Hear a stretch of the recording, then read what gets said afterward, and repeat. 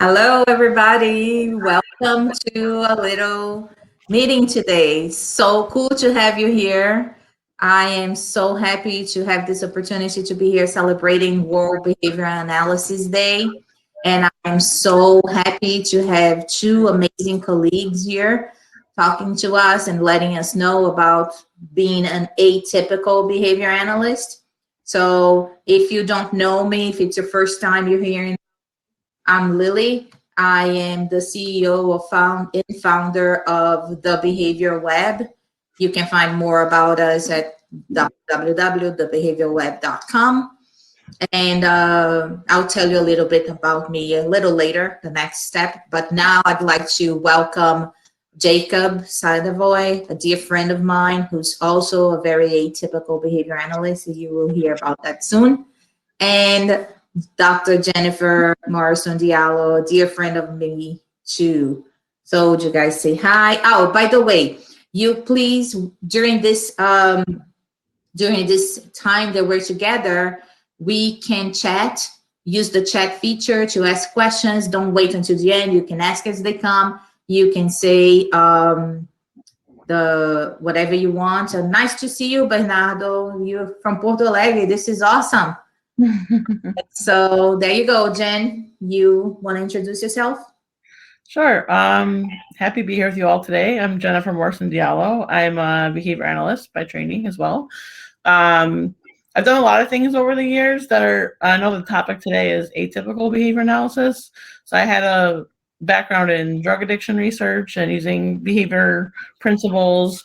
I'm currently running an inpatient unit for individuals diagnosed with autism, but also comorbid mental health illnesses, and one of the few in the country. So that's a nice challenge, and using ABA and kind of atypical ways in that setting, and spreading the word throughout various New York State agencies how to apply our science to help people. So that's what I'm doing. Awesome. Jacob? Yeah. Oh, I'm so happy to be here with everybody. This is so exciting. And thank you, Lily, for inviting me. My name is Jacob Sadovoy. I am in New York State as well as Lily. Again, so excited to be here. What makes me atypical is I dabble in a lot. I do a lot of OBM. And that what that looks like is I work with the autistic population in helping them get gainful employment and like kind of stay employed. So it's an opportunity to look at all facets of the life. And then also working with businesses using acceptance and commitment therapy and organizational behavior management, really helping organizations align employees with like kind of their values, just for greater alignment, greater committed actions towards a common goal, and just opening up those channels of communication are integral. And then I'm also committed to dissemination and presenting the field so that it's accessible, because right now it's not. It's in North America, and it's alive and doing well in North America. And I guess we'll talk about that in more detail. But there are legitimate barriers preventing us from actually spreading our science internationally, which is a huge issue, a huge problem, and something I'm committed to correcting. Yes, absolutely. So I picked these two to help me today because they each have a little bit of what I do and what I'm interested in. Jacob is very interested in dissemination and international behavior analysis. So am I. He's also very interested in OBM and acceptance and commitment therapy. So am I. Jennifer is super interested in hospital care and mental health, and so am I. So you can come a little all over the place. So our topic today is the atypical behavior analyst. So let's talk a little bit about what is a typical behavior analyst. And I want to hear from people in the audience too. So put in the chat what you think is the work of a typical behavior analyst. What constitutes a typical behavior analyst in terms of training, practice, anything. So let's start with training. What is the typical training for a behavior analyst? Who wants to take that? Go to the chat or us? Well, both, but let's start with us because anything until we get something in the chat. Thanks, Mike. terrible in your program. Yes, I know, Mike. An interesting experience. Nice to see you here. So most of the time, right, we think of typical training, typically a master's program or even doctorate level. There's a lot of master's level programs that, or even advanced certificate programs that do, your basic coursework and applied behavior analysis, some hopefully basic methodology, and mostly also clinical applications of the science. And I think, especially now, especially in New York State, and I know people are in other states here in this group, but New York State, it's even becoming significantly more present that it's autism heavily focused, because as some people may or may not know, in New York State, we are one of the few states that have the restriction for the licensure. I think that's the only states with that restriction. Yeah. So a lot of the coursework now is all focused on autism and interventions with individuals with autism, which is great because the science does really help those individuals and learn skills and, support them in their communities. But it also, we all know, can be applied to many, pretty much all behaviors and different settings. So it really does limit the scope. So I think in New York State, especially, we're seeing that a lot in training programs, which is understandable because that's what the licensure requires. So, but typically it's mostly developmental disability and autism heavy.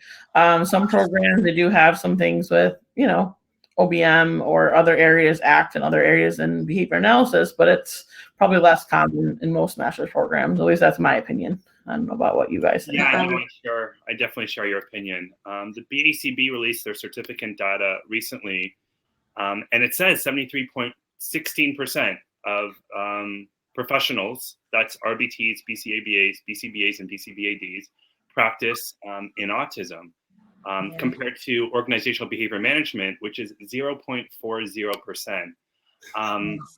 This is a problem because the field of applied behavior analysis is now being pigeonholed to working with individuals with autism, and it is so useful for that population.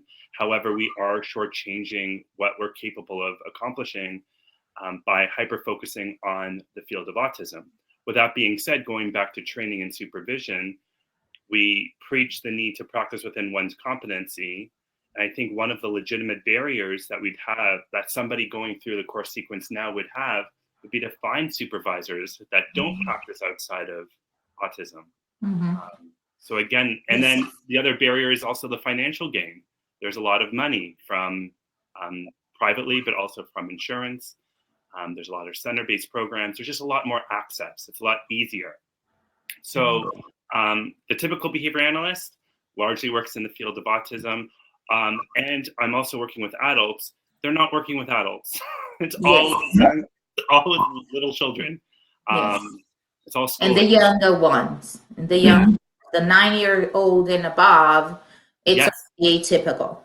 Yes, that's very true. And it's this misconception, and I think it's from government officials, that there's this assumption that if we front load resources and money for early intervention to the age of 6 and 7, the idea is, they won't need extra services afterwards.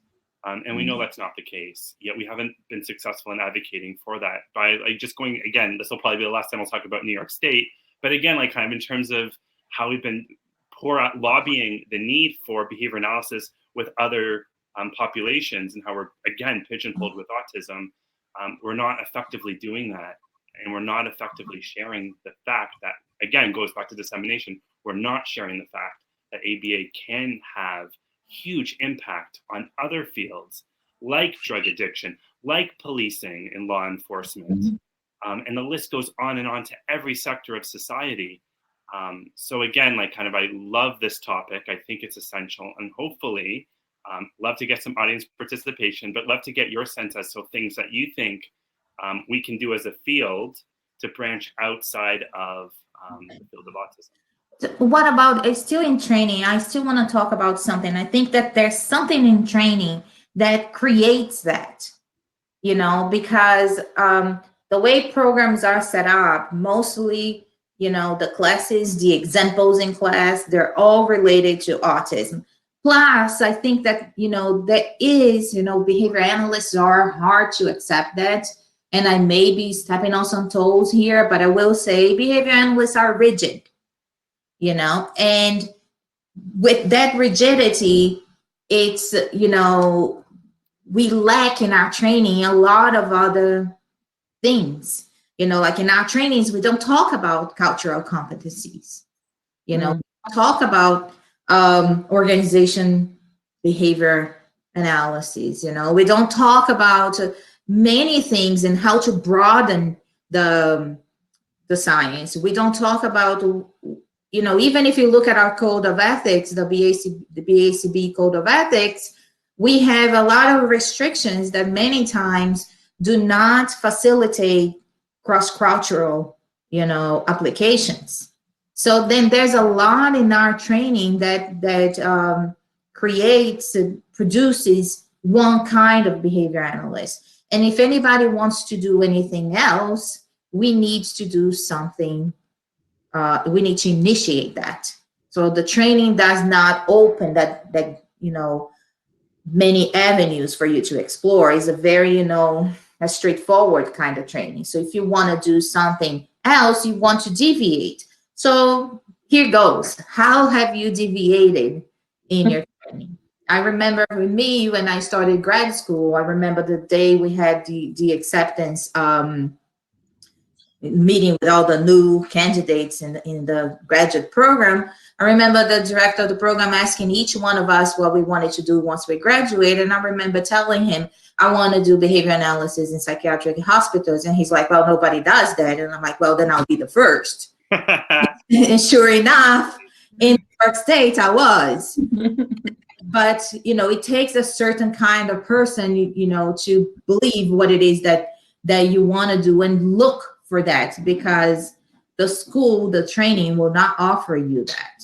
We really have to go for a different kind of experience. So I want to hear from both of you. How was your experience in becoming atypical? I guess first. Go ahead.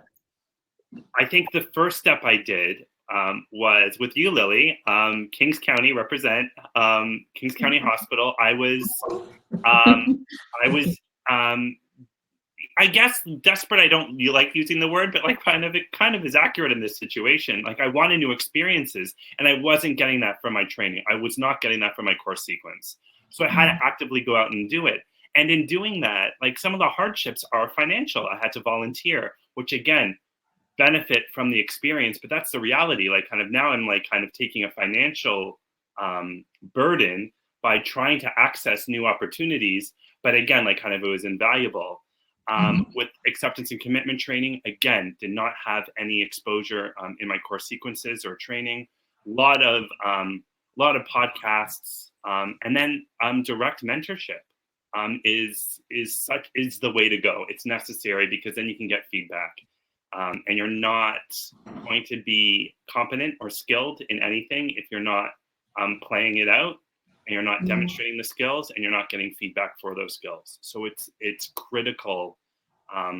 It's critical to like kind of explore, like kind of like look internally, like kind of what do you value? Where do you want to go? Yes. Lily gave a great example of this is where she wanted to go, and like she made it happen. And any one of us can make that happen. It's not going to be for lack of, it's going to be a lot of work. Yes. But it's so rewarding. Because again, you're contacting your values, and that's essential for everybody. And even you, Jacob, you say that you came to Kings, but there was nobody saying, hey, anybody want to come here? You went around and you asked until you found somebody that connected you with me, and then you came. And even for you to come, it was a hassle because of all the red tape. There's a lot of red tape. That's true. A lot of red tape. I wish it would have been sooner. But so thank you, Rodriguez. Yeah. So there, there's the road is not paved for us. No. If you want to do something different, I think that's something that all three of us have in common, that we believe in the science, and we believe it can be applied in different situations. And then we just go and create these opportunities, and not just say that, yay, we go and create things because we're so awesome. And I usually say it's like, I had no other choice. It's not like we created these opportunities because we want to be, trailblazers. It's because staying where we were was not something that would be acceptable for us. And if we're talking about values, I think there's that question of if you stay in something that limits you, there's pain with that. And then you need to do, like you said, Jacob, soul search. And what are your values? And let's figure out a way to go there. What we know is that what we're doing, business as usual, doesn't get me there. So we got to try something different, right? Mm-hmm. So there's somebody in the audience asking, what does a typical work day look like for each one of us? Who wants to answer that first? Oh, boy. Typical is never there's a typical day for me. And then there's the typical day before COVID and the typical day after COVID.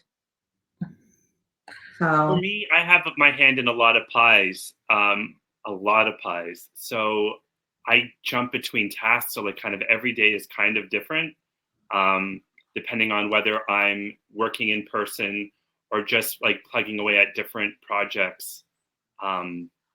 It's not overly structured. It probably should be. I was having a conversation actually with Lily about like just trying to schedule in more reflection time, because in this period of time that we're living in, it's so easy to schedule yourself back to back to back. So you just keep going. And that's not a good way of working. That's not a good way of being present and then evaluating the work that you had just done. Like, so you're just going in a long stream of work tasks and you're jumping from task to task to task. So that's something that I'm working on. I'd like to get more structured. Hopefully this question comes up maybe in a couple of weeks. I'll answer it differently. But right now it's just like kind of frantically trying to knock things off the to-do list is kind of how it currently is for me. So you want to tell us a little more detail about the pies you have your hands in? Yeah, absolutely. So it's okay. So an international survey to get data on current situation, current landscape of behavior analysis in each country. So I'm putting that through IRB. Another thing I'm putting through IRB is behavior skills training of autistic workers, training other people on the spectrum, along with like kind of a video modeling protocol so that those that are not behavior analytically trained and effectively onboard and like kind of individuals with autism in their work environment, and then maintain that work environment so that there's job retention and their work performance is effective. Another project I'm working on is potentially working with companies in Australia on using acceptance and commitment training to, again, like kind of contact their values, align goals, and just have like kind of greater communication. Australia was chosen because their businesses are kind of back up as usual. And it's also a new market. ABA is not as well known in that part of the world. So it'd be an opportunity to start disseminating some organizational and behavior management there. There's more off the top of my head that like kind of I'm going to stop there.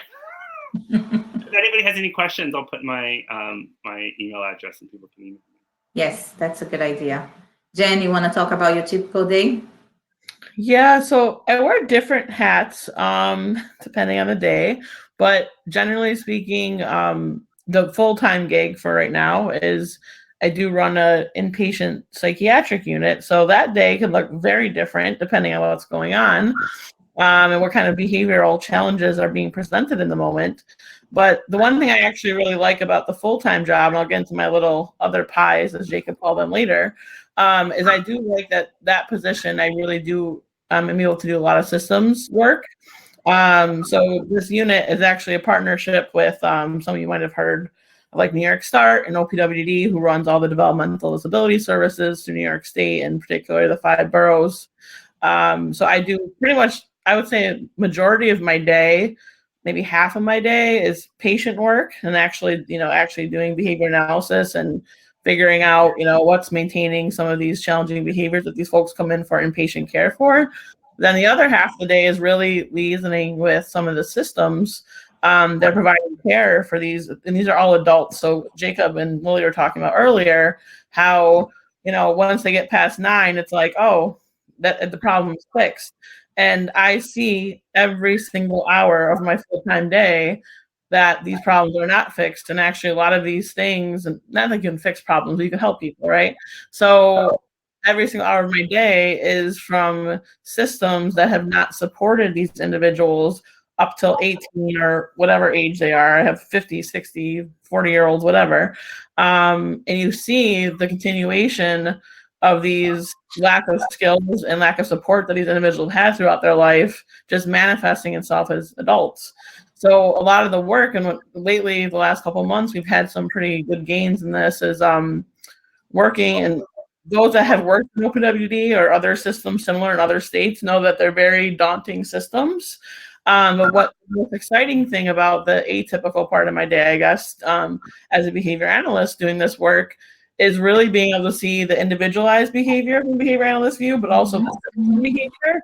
So I think that's also very interesting, because over the year and a half I've been doing this project, there's been a lot of system change, and we still got a lot more to go, but I think we've been able to look at it from like a bird's eye view of how these individuals are being supported, their day programs, other behavioral supports. Residential support is really a significant problem and needs to be totally looked at. I mean, anyone that works in residential could say that. And I think what's interesting from a behavior analyst view coming in, I remember the first day, I'm not going to mention names when the story I'm about to tell, but the first day we had a systems planning meeting about opening this unit a year before it opened. There was a developmental psychologist in the room, and we had to go around, say what our role was and what we do. And I said, I'm trained as a behavior analyst. And the first comment, and this is kind of talking about the atypical piece of what we do, was something to the effect, I'm not going to directly quote it, but was something to the effect that, we need to do other things besides behavior analysis. We can't just take data and use clipboards. So I was like, oh boy, this is going to be a project. So that was funny. And I laughed and I said, I'm not your typical, it's funny, it's perfect for this conversation. I said, I'm not your typical behavior analyst. And she's like, oh, I've worked with plenty over the years. And I said, well, that's not me. So I kind of like, Lily and I had this little saying with each other, like in your face or prove you wrong kind of thing. And I took that as an opportunity to show people that the science and the work that we do can be done in different ways and very person-centered, trauma-informed, and it doesn't have to be your typical way that we learn things in a typical setting. So most of the day, and then outside of that, I have my little side projects I work on as well related to like adult work, and I'm very interested currently, and I've been working on some modifications to like DBT and CBT approaches for adults with intellectual disability and significant trauma history. So that's like my little side thing I'm working on currently. But there's a lot of work that needs to be out there for all ages, but I feel like the adults, and Jacob, I'm with you on that one, man. Like the adults are forgotten about, and it's really sad to see what's happening with their care in the community. So that's my day. Yeah. Well, your day is a little more structured because you work in one institution. In my case, I am sort of like Jacob. I have my hands in way too many things. And if I can say what's typical about my day is that every single day I need to be looking for an opportunity, because they are not handed to me. So every single day I have to look for one. So for example, before the pandemic hit, I used to travel to Brazil to consult at hospitals and clinics there, mostly with respect to trauma-informed care and nonviolent intervention and quality improvement, how to do, behavior economic strategies that can improve the overall productivity and the outcomes of the clinics and hospitals. And here in New York, I also used to do some trainings, live trainings in crisis management and violence prevention. And, you know, that after the pandemic is done. You know, I mean, I did, not to say that I've never done, after the pandemic, I did one training, 6 hours in a mask is no joke. So, you know, praise goes to those of you who have to work all day in a mask. That is not an easy task. I now mostly work from home in the computer, so I hardly put a mask because it's here. The contact I have with people is that they're over there in your house. I'm here is way more than 6 feet away. So we're safe. But so in this, with this transition, I had to figure out other opportunities. And I think that what I learned along the way in my training was exactly to look at the systems and find where there were gaps and how to connect those gaps in order to achieve things that I wanted to build. So, for example, like Jacob, I also am involved with the international community, and it was sort of by chance. I am Brazilian. I grew up in Brazil, and one day I realized I did not know anything in behavior analysis in Portuguese. So then I started getting involved with people in Brazil so that I could learn the lingo and become fluent in the behavioral language in Portuguese.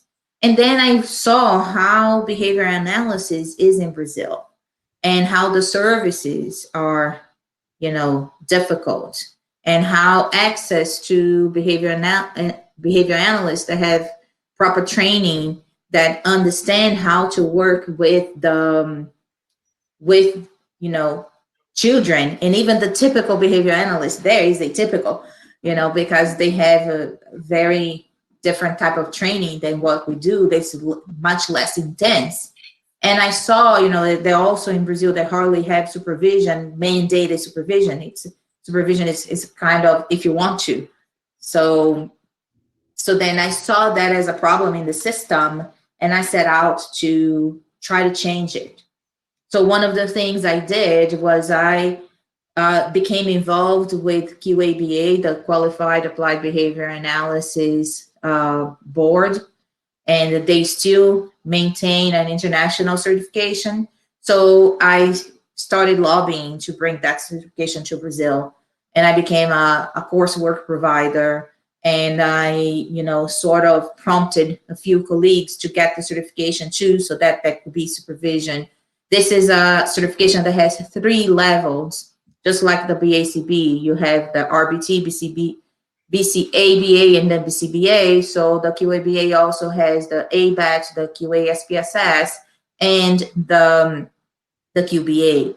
And each has different education requirements. And the mid-tier gives you supervision title, a supervisor title, but only with a BA, which matches the needs in Brazil, because in Brazil you get a license, you become a psychologist with a BA. And then I started to do that. So I launched the certification. I have now over 100 students, and hopefully other people are going to come, and other people are going to start bringing the training to Brazil so that more people can become students. So that's what I do every day, is I look for opportunities. So, and then I look for opportunities, and I create work for myself because now I have to prepare class, I have to manage the course, I have to do the marketing, I have to do all the other things that are related to the thing I want to do, but it's not the thing I want to do. What I really want to do is teach. But in order to be able to teach, I have to do a lot of other peripheral tasks. They are not behavior analytic per se, and are not, you know, things that I'm interested in doing, you know, per se, but there are things that need to happen in order for what I want to happen. So I need to get engaged in those tasks.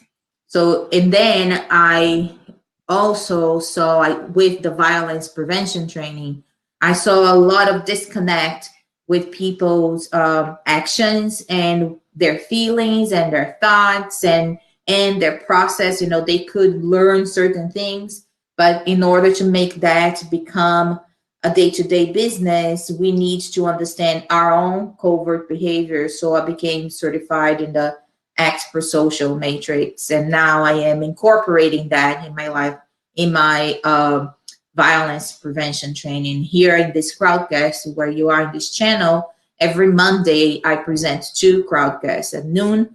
We have one in English at 7 p.m. 7 p.m. in Brazil, but here it's like 6 p.m. In New York is 6 p.m. I present one in Portuguese. And that's, you know, to share what little I know and in less technical terms so that I can help disseminating the language. So I guess if I'm going to say a typical day is looking for opportunities and creating work for myself. Yeah, I spoke too much. Did I No, the question? No, that colloquial piece is essential, right? Like kind of like our ABA is so technical, so absurdly technical sometimes, and we're not taught how to talk about it colloquially. And as a result, it's not accessible to the masses. It's just sometimes the language is a turnoff. Oh, for sure. Yep. Absolutely. It's like, like kind of other related service providers. They like kind of, it's like, oh, the BCBA is walking into the room. I'm like, kind of, we're going to have to like get an earful about like kind of this or that.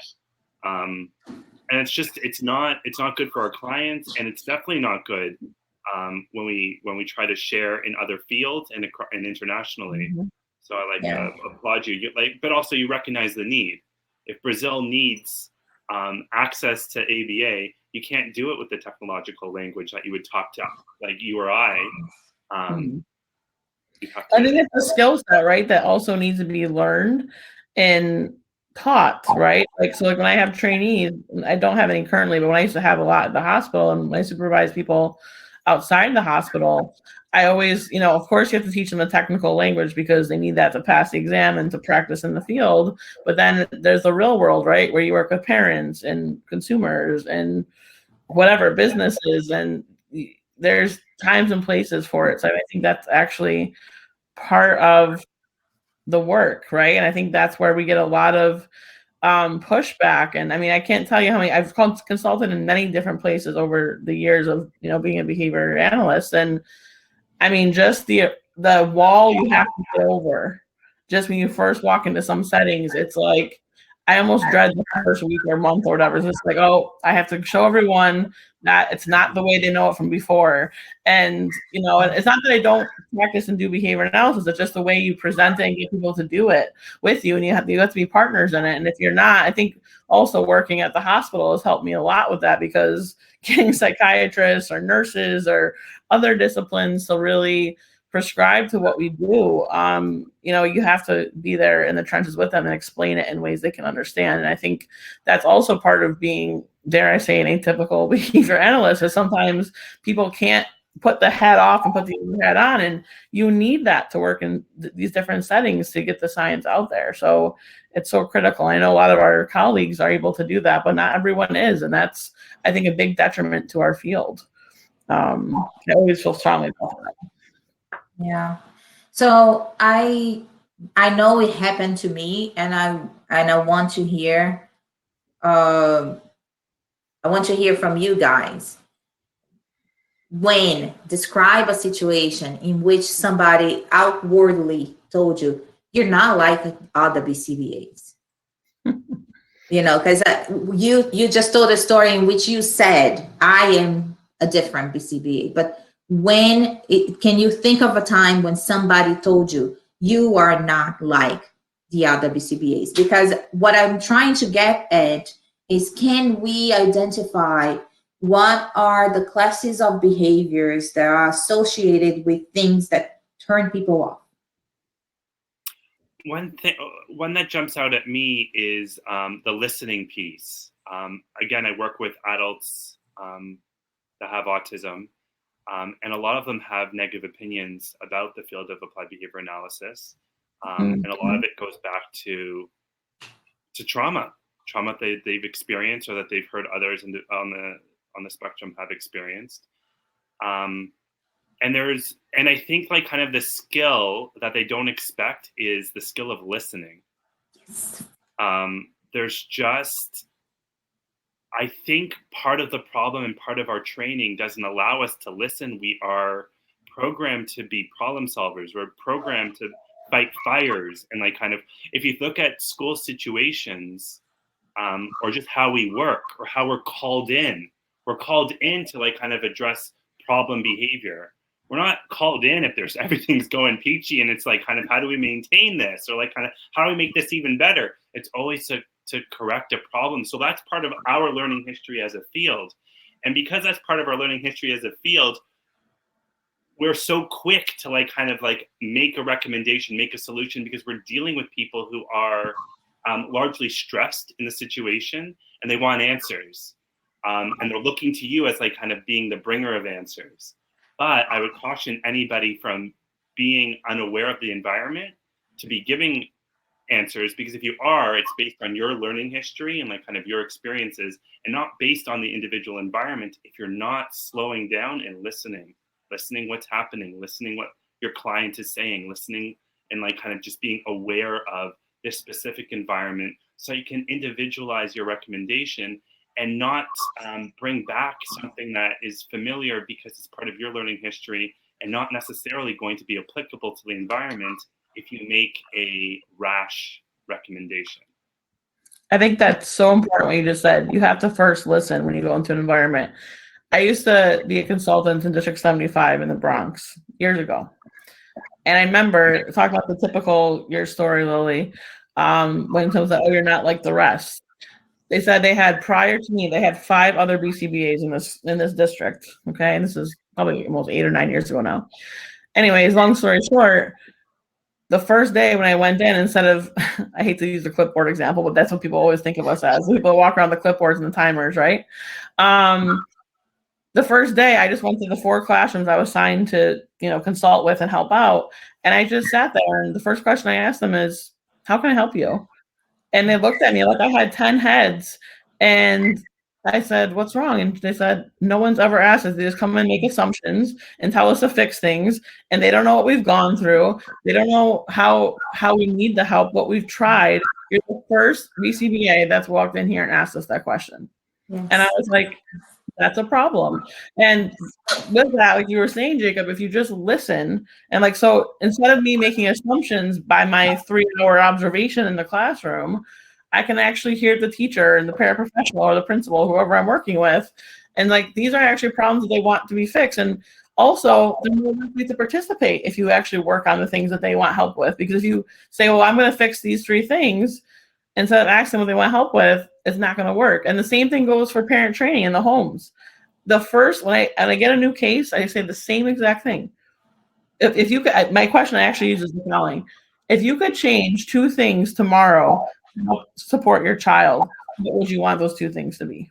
Because that will give you a mindset of where the parent is, what they need, and what their expectation is for your services. Mm-hmm. And I think sometimes we are, and I hate to say this, but it's true.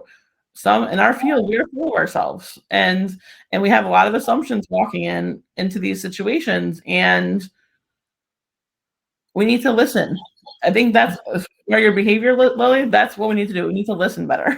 Yeah. And to me, this is something that has been so obvious to me for a while. Like I created this organization called the Behavioral Lab, because there's no way I can change the behavior of one person without looking at the web of behaviors that are connected to that one person.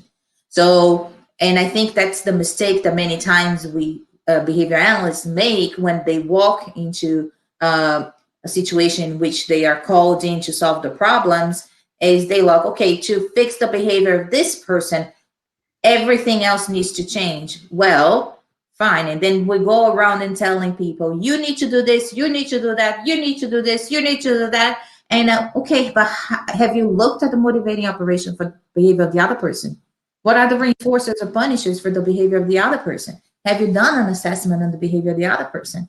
Are you asking things that they can do and know how to do, or that they have to learn? Or are you asking for things that they will not do because there's no motivation there or no reinforcements available? So really the first behavior, the first class of behavior, the first competency that we need to teach when we are training behavior analysts is to listen and to be curious. I think those are very good skill sets to, develop. So, okay, Jen just put a question there. Does anyone have any other ideas of how to listen and better support people we are helping? So Jen just gave an example that she asked those two questions. Anybody else? Does anything different? Or, I usually do similar. I just come and say, so what is the problem? Tell me about it. And then when you're dealing with organizations, because Jen is talking about consultation for schools or children, but when you are dealing with organizations, it's similar. Mm-hmm. You still need to come in with an attitude of listening and being curious, because then you're going to understand how the systems work, because they can tell you that things are done a particular way, and when you watch and you listen, you realize that the contingencies are different and people really do things different than what they're telling you they do. So Mike is saying that in school settings, he treats the aide with the same respect as the principal. And absolutely, that is, and the aide probably knows more about the child than the principal. I definitely know more than the principal does. Sure. Let's be honest. So she needs to be on your good side. I mean, you need to be on her good side. Mm-hmm. Absolutely.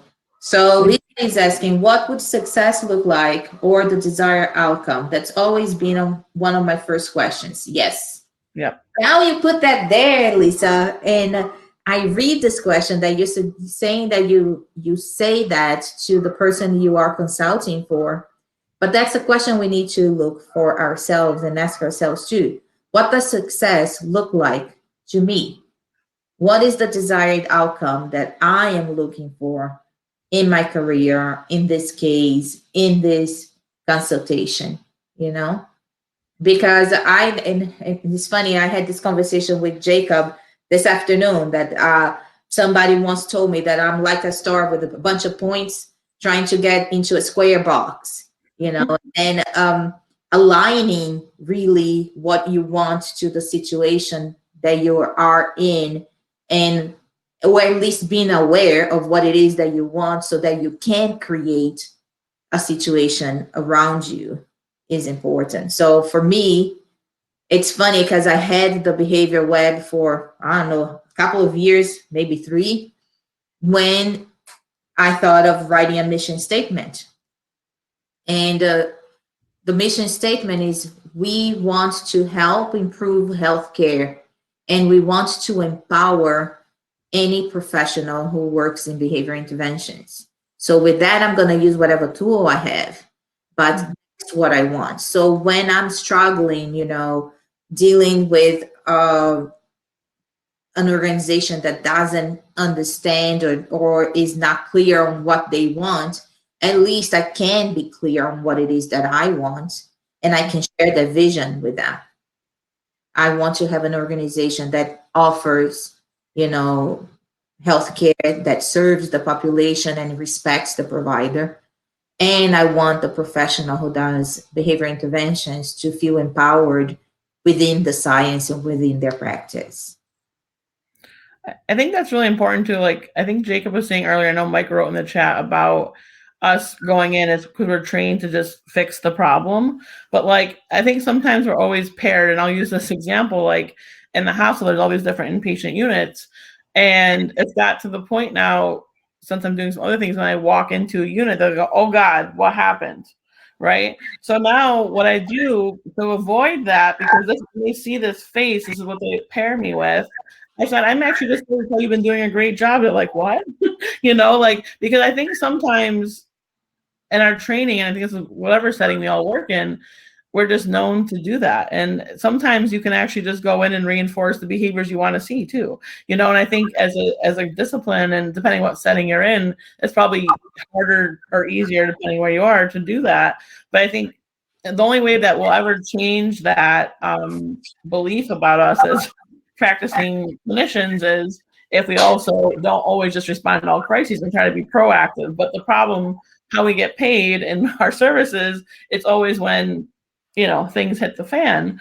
So it'd be nice to be able to just go in like proactively, like into like a business or a system, be like, hey, how do we make things better instead of fixing all these problems that we have. I've always thought about how to do that differently because I'm always interested in the systems work around that. Like, how can we, like, as a science, show people that, it doesn't have to get so bad to call us in. We can actually just make things more efficient and more, a better place to work too, with the skill set that we have. I've always thought about that. I don't know. So I want Jacob to answer that. Jacob recently just edited a book that has 40 amazing chapters. So could you please describe that book and that work? Yeah, absolutely. So it's 47 or 40. I think it's 47. I should know this off the top of my head, but it's chapters related to a variety of societal problems that we face on a regular basis. The textbook is called A Scientific Framework for Compassion, Social Justice, Lessons in Applied Behavior Analysis. And it's written by a variety of different contributors from different backgrounds, from different levels. Like, we didn't want just like kind of the ivory tower people who disseminate science all the time. We wanted like kind of the BCABAs, the ones that aren't necessarily credentialed yet, because they have something to say too, and just really it is to create a forum. It's to create an opportunity for engagement and conversation, so that we start taking steps in the right direction across these awful things in society that we've just come to accept because that's the way it is. Even though as behavior analysts, we're out to change things, to make lives better. So some of the topics, Lily wrote about behavioral economics. I wrote about social categorization and stereotypes, as well as organizational behavior management. Other chapters are Indigenous rights, Islamophobia, Black Lives Matter. And then certain articles about like kind of concepts like connectedness, mindfulness, compassion, acceptance and commitment training. All of these are necessary topics that we should be in contact with in course sequences, but the reality is we're not. So this is a way for people to start getting just like kind of a little taste. These are short little chapters. They're not long because we've had a lot of topics to cover and we didn't want the book to be the size of a phone book. So it's like they're short. Maybe volume 2? But that's it's necessary. There's more topics. Like, kind of, I know of things that we didn't cover because we couldn't find authors, but we had a bigger list. And we need this out in our behavior analytic literature. Like, kind of, it's like, you look at Walden 2, you look at what Skinner had written. Mark Dixon had an article. Stephen Hayes talks about it. Mariani writes about it. Tracy Sheehan, like all of these authors that have focused on bigger level, bigger picture. Anthony Biglin, like, they're all talking about how we could be doing so much more as a science if we just apply what we know and like kind of simple principles of like kind of behavior analysis, like reinforcement and punishment, just to like kind of bigger levels. Like, if we think just more globally at the world, we can have something to say at the table. With respects to everything. Like, kind of, there's been the news is awful. It's awful. And like, kind of, imagine if there was a behavior analytic response to COVID. Imagine if we had greater foundational knowledge because we understood behavior analysis more colloquially to address concerns with respects to not all men and that movement and how ridiculous that is. Like, it's because we don't know necessarily how to connect with other people. We don't know how to listen to other people. We don't demonstrate compassion, that we kind of see this repeat itself over and over and over again. The textbook came out of the George Floyd murder, And what happened last week? Like, Yes. like again in Atlanta with like the Asian hate crimes and like kind of anti-Asian violence that we see all across the nation. The world is broken, but doesn't need to be, right? It needs more behavior analysis. So like kind of again, like kind of the ideas that this textbook was, I'm hoping it is pretty technical, to be honest. I had visions of it being a little more colloquial, but my hope is that it's still going to be accessible to like kind of the larger population. And if not, there we go, volume 2. Yes, I think volume 2 definitely should come. I mean, when you invited me to write a chapter, I mean, I was super excited because, you know, I got to talk about stuff that I like. But when I saw the table of contents, I'm like, oh my goodness, this blew my mind. It blew my mind. And it definitely, you know, people should go look for it. Where can we find it, Jacob? Can you put a link on the chat? I can. It's coming out in July. Keeps getting delayed. But I will find a link. And I think you'll be able to see the other chapters in this link. It's also on Amazon. Awesome. And there's a Facebook group called Social Justice and Compassion. Yes, please join. And that has links to talks with the authors. I really recommend, because these are people doing different things. They are looking at ways to solve bigger problems with behavior analysis. So it's really something that you should go look for. And we're coming to an end. It's almost 6 o'clock in New York time. I don't know what time where it is you are, but here we're coming close to the end of the hour. And I wanted to wrap it up by talking about things that that we would suggest that people do if they want to become an atypical behavior analyst. So what would be your piece of advice or recommendation to those who might want to become an atypical behavior analyst? Who wants to take that first? Yes, I will. I mean, I think the big thing, and I've seen this among us here in this call, but also people that I know that are more atypical. And like Jacob was saying before, you have to sometimes do things for free. And I know that's not the best option, but unless you can't do it, be able to do that unless you get the experience. And I think also just kind of thinking outside the box. And I mean, I know I'm still doing the mental health in the hospital. I mean, I worked with Lily for years there, and I'm always thinking about other ways to apply and other ways I can get experience, even though I've been doing things for a while. And I think just talking to people, watching videos, listening to podcasts, like podcasts is my new thing. I've been listening to all these different kind of podcasts, getting new ideas about how to apply the science, you know.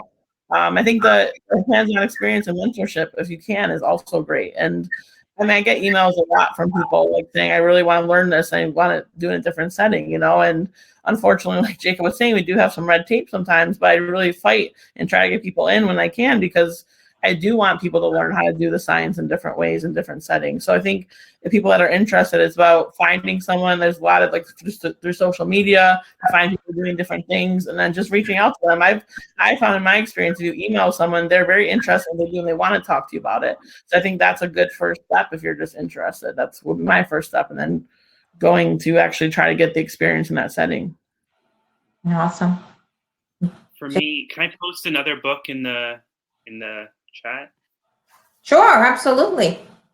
Right. So like this is a fantastic resource just about like kind of accessing mentorship and the value of mentorship.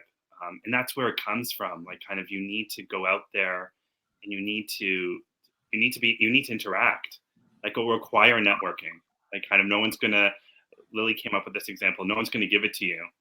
You have to hustle. You have to make it happen. But again, like kind of if this is something that you value,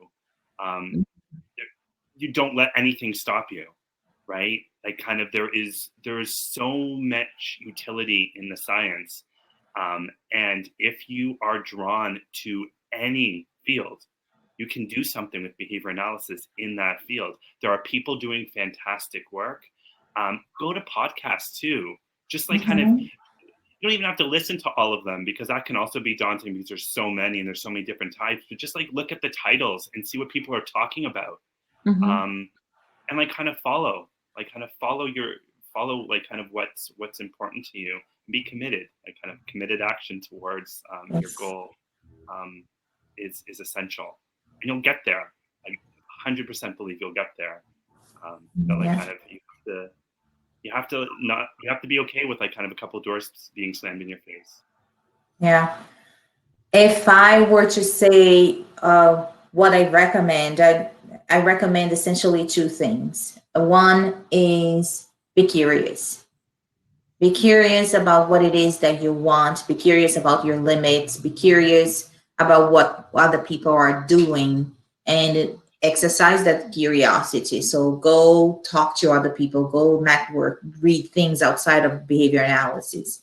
I mean, I became interested in behavior economics, and I decided to do this. And after became interested and learned more and studied more and did more projects, that's how I ended up consulting in a huge project in behavior economics in Brazil. That's how I ended up writing behavior economics chapter. And all of that started listening to a podcast. Yep. You know, and so yes, podcast. So that one thing, be curious about opportunities, curious about yourself, curious about people. And the other thing is be courageous. Mm-hmm. It's hard to be different. You know, it's really hard to be different. You will doubt yourself. You will think many times, I don't fit in, therefore I am an imposter. You know, you will think that. And be courageous, because once you have been curious and you were able to identify the things that really matter to you, then you can be courageous to carry them through. You know, so those are my two pieces of advice. Be curious, be courageous.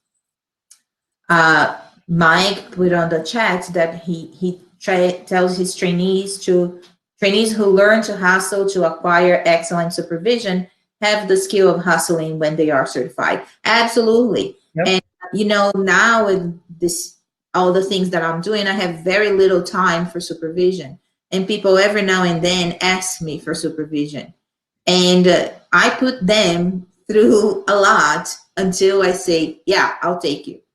You know, because it's like I want to see that fiber. The person I supervised in Brazil, I was here in New York and she was in Brazil, and I'm like, this thing is never going to work. How is that ever going to work? I'm going to be watching your sessions through telehealth. This is not going to work ever. And she was determined to show me that it would work, you know, and I worked with her for 2 years, and I was a pain. You know, we would come and she would say, I have a question about this child. I don't know what to do with him. And I would say, where are your graphs? And she said, I don't know. And I'm like, well, come back when you have them. Where's the data? and she learned, and she is, you know, an excellent behavior analyst now. And yeah, so be courageous. Mm-hmm. So it was awesome having you guys here. Thank you so much. We still have like 2 minutes. If anybody wants to put anything in the chat, any last minute questions, calling once, calling twice. All right, so that's it. Thank you guys so much. Thank you, everybody. Around in other crowdcasts and in any other place. If you want to know more of us, you guys want to put any contacts here for people to follow you, you can follow me at Instagram at the Behavior Lab, and there's Jen's email and Jacob's email, and I hope that we will continue this conversation offline. Thank you so much, guys. See you then. Yeah. Bye-bye.